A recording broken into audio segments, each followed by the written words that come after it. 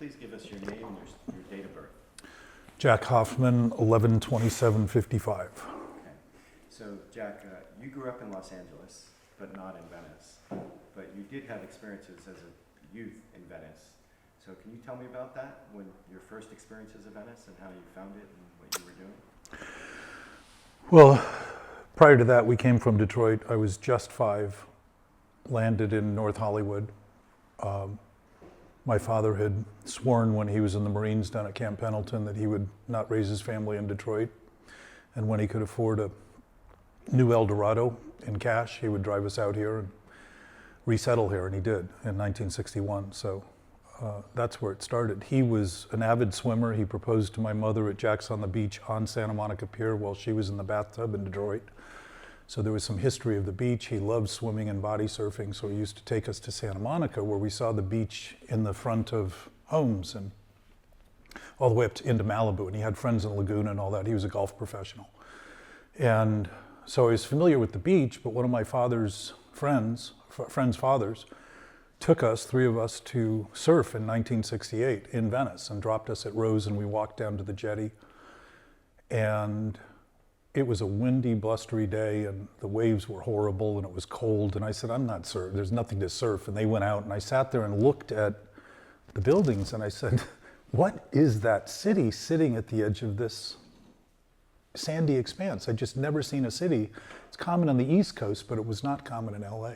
I was just fascinated by it. It really opened my eyes up. And the public wasn't here at that point. It was earlier than the roller skating area that started to drive people back to the beach in Venice. Talk about what it was like when you first came at that age. Empty. There was nobody around. I mean, the whole oceanfront was basically, there were businesses that served the community locally, not serving a public that came here and descended on the beach, because there was no real public coming down here at the time. It was really abandoned. It was still somewhat abandoned in the way that I expect it was abandoned when Venice pleaded for someone to take us over to help us, and ended up making what I think was the wrong choice by asking LA rather than Santa Monica to assimilate us. And my suspicion is that LA really never took Venice over, that Venice has basically maintained its own course since then, and that's why so much of the council office time is spent in Venice, because it's constantly trying to put the square peg into the round hole, and it never quite fits. In, I think, 78, on the verge of my first daughter being born, we were down here and spent a night at the Irwin Hotel, and I think it was $17. We had an ocean view room. The hotel was almost nearly empty, and it was the beginning of the roller skating. So there was a public down here that was starting to evolve, and a lot of the businesses started to cater to that public. Roller skate shops and other shops, food shops. The Sidewalk Cafe was, I forget what year they opened, but that was in the era that they started to actually address what was happening down there. And as I remember Bob Goodfader talking about it, he and his wife Mary were riding bikes, and he passed it, and she wanted a bookstore, and he said, you can have that as the bookstore, and I'll make a restaurant here, and we'll do that. And they were, I think, living in the marina at the time. So that was sort of the beginning of that evolution, the beginning of my returning here to that city on the sea that I just saw as so fascinating, but I didn't understand what the interest was. Venice is a place that's interesting because you can be completely anonymous in the midst of huge crowds. And in a way, the crowds end up being the attraction, because it's not what you're coming to see, but who you end up seeing in the process. And it's what defines the character of Venice, in my estimation, are the characters in Venice. And there's always a current flow of them. It's not just the immediate community that's more stable, but they're intermixing with this worldwide community that's constantly coming and going. There was just a freedom, and people were enjoying themselves, and there was a sense of ease about not fitting in, a sense of place rather than displacement, and a sense of presence rather than a sense of dislocation and disconnection.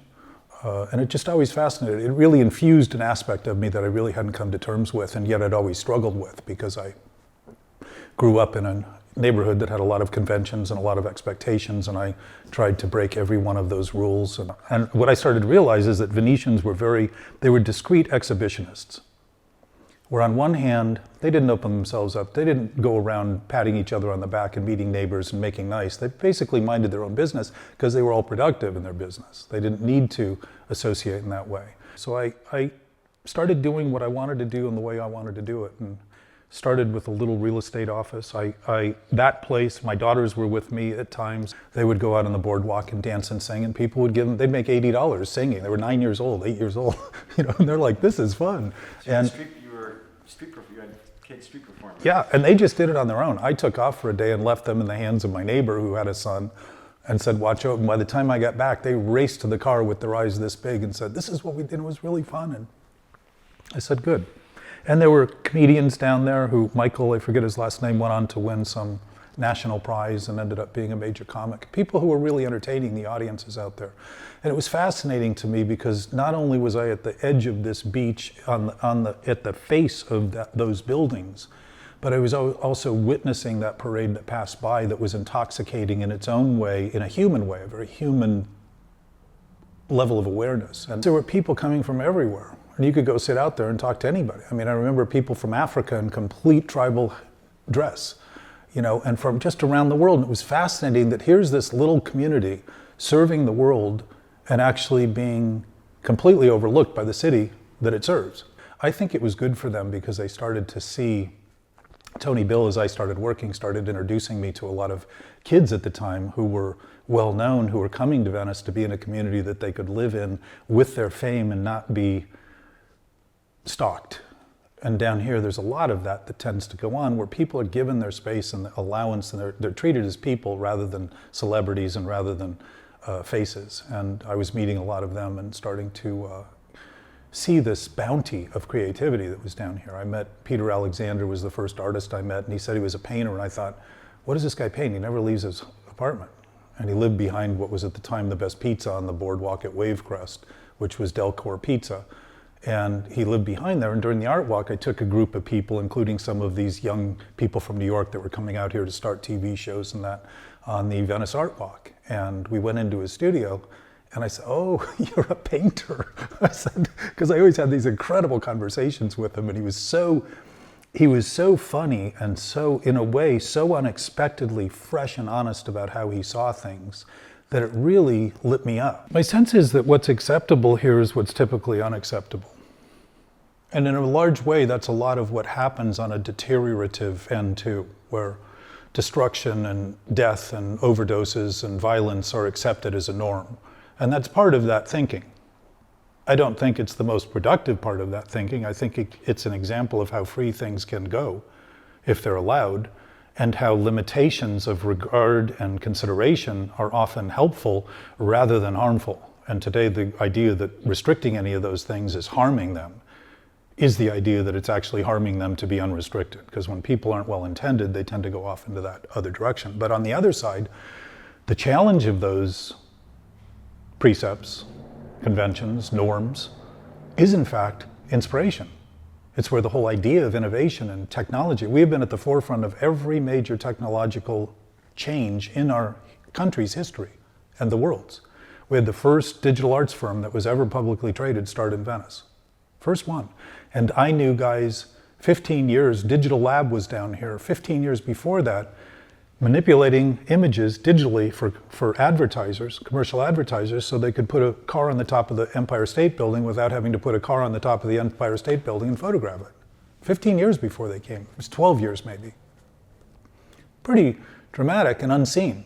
And they were just busy doing their thing. And so what did they do?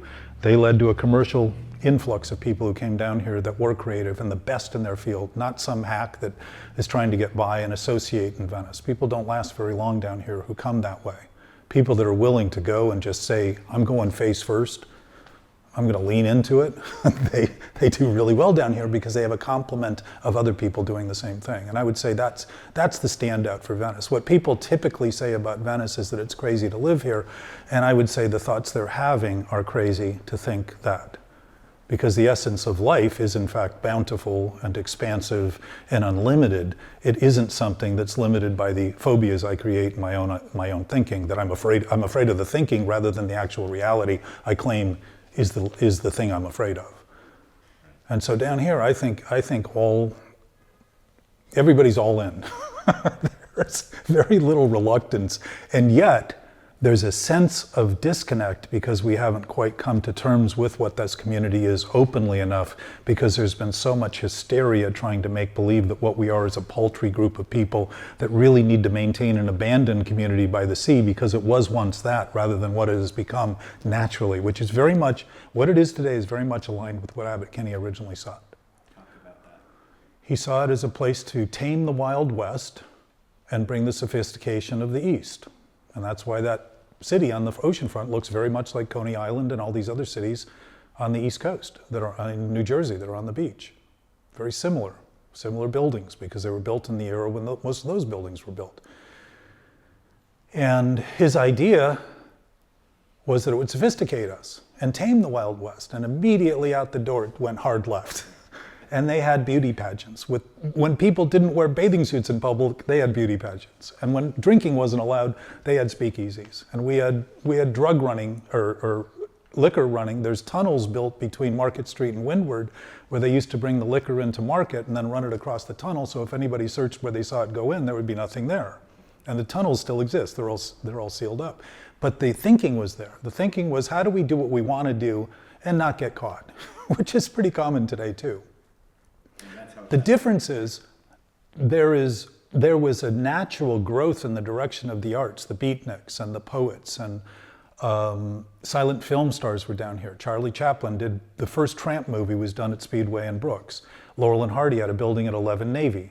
It was their theater downstairs. Orson Welles did a movie back in the 50s on Windward, Touch of Evil. So all of those people were drawn because the character of the community was not just the characters in the community, but what was built. And much of what was built was torn down by the city as soon as it took Venice over and canals were filled in. So the essence of that culture that had been created by the hands of the people who lived here was wiped out and minimized, and yet it still exists because it isn't built, it isn't in the buildings. The buildings are infused with the spirit of the characters in the community. And I suspect that is still happening today and always will. I think that's the nature of Venice. And that's ultimately the unintended consequence of sophisticating the Wild West, because it didn't become what he thought it would be, it became what it is. And there was no way to rein that in. And he said, you know, people love it, I'm going with that. And my suspicion is that people stay here not because they always like what's going on, but because they love it. And I think that love transcends all of those personal preferences and gives people a sense of cohesiveness that isn't often talked about or seen today in communities, because there's so much fractured opinions that seem to be at war with each other. And down here, I think that commonality has always been our nature, and it will continue to be. And it's always fresh because it's always new and it's always happening now, always.